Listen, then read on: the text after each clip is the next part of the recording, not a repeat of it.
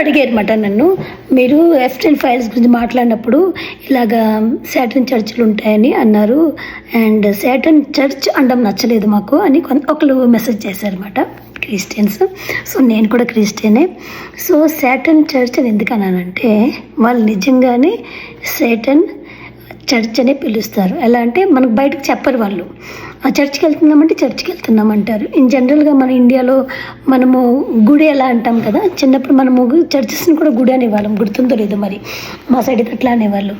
So అట్లాగే వీళ్ళు కూడా చర్చ్ని, శాటన్ చర్చ్ని కూడా చర్చి అంటారు. చర్చ్ అంటే ఇట్స్ లైక్ గ్యాదరింగ్ అన్నమాట, వర్షిపింగ్ ప్లేస్ అలా అన్నమాట. సో వాళ్ళకి ఏంటంటే శాటన్ని వర్షిప్ చేయడం కూడా it's like going to church అన్నమాట అని నేను విన్నాను. నాకైతే కంప్లీట్గా తెలియదు, కాకపోతే they also say let we go to church. నాకు చెప్పింది వాళ్ళు అలాగే చెప్పింది, నేను మీకు చెప్పాను. ఇంకొకటి ఏంటంటే వాళ్ళకి ఇంత హార్ట్లెస్గా ఎలా ఉంటారు, వాళ్ళకి కర్మ వర్తించదా అని.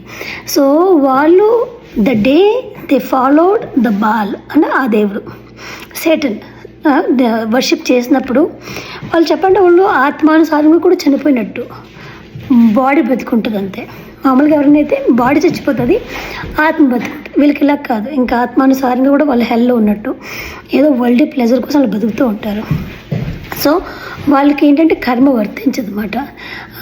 మనకంటే ప్రతి మనిషికి up and down guilty free ఇలా గిల్ట్స్ ఉంటాయి కదా, వాళ్ళకి అవి ఉండవు. వాళ్ళకి డబ్బులు ఇలాగుంటాయి, కానీ వాళ్ళ డెత్ మాత్రం చాలా ఘోరంగా ఉంటుందని విన్నాను. బట్ ఎనీవే యూనో, ఈ పీపుల్ అయితే మాత్రం నిజంగా ఉన్నారు. మనకి ఇంకొక ఎగ్జాంపుల్ ఏంటంటే రూత్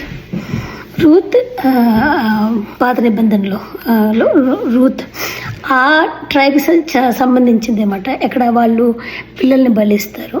సో ఇలాంటివి బైబిల్లో ఉన్నాయి. సో వాళ్ళు చెప్పింది మేము చెప్పాను.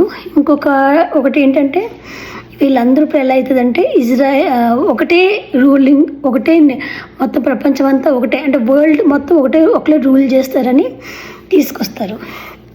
తర్వాత వాళ్ళందరూ ఏం చేస్తారంటే ముందు అమెరికాకి సపోర్ట్ చేసినట్టు చేసి, అమెరికా కాదు ఇజ్రాయెల్కి సపోర్ట్ చేసినట్టు చేసి, తర్వాత ఇజ్రాయెల్ ఒకటి మొత్తం వేరే దేశాలన్నీ ఒకటి అయిపోయి ఇజ్రాయెల్ మీదకి ఫైటింగ్కి వెళ్తాయి. కానీ దేవుడు ఇజ్రాయెల్ని నెగ్గిస్తాడు. It's gonna be happening in the future. కానీ అదైతే స్టార్ట్ అయింది. ఇప్పుడు అమెరికా ఏదో ఇజ్రాయెల్కి సపోర్ట్ చేస్తున్నట్టు అట్లా ఉంటుంది, కానీ ఫ్యూచర్లో అలా ఉండదు.